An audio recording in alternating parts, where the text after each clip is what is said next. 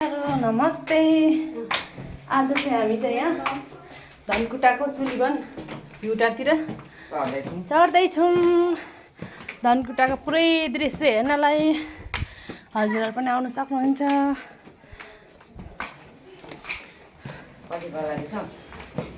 मेरो साथमा मेरो मम्मी हुनुहुन्छ, अनि मेरो छ्यामा, मेरो नाना हुनुहुन्छ, मास्तिर जाँदै हुनुहुन्छ।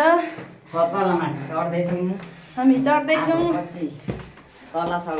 बाँकी होइन। माथि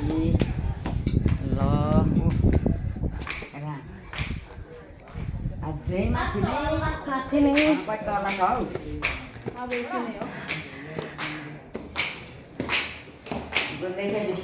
आफ्नो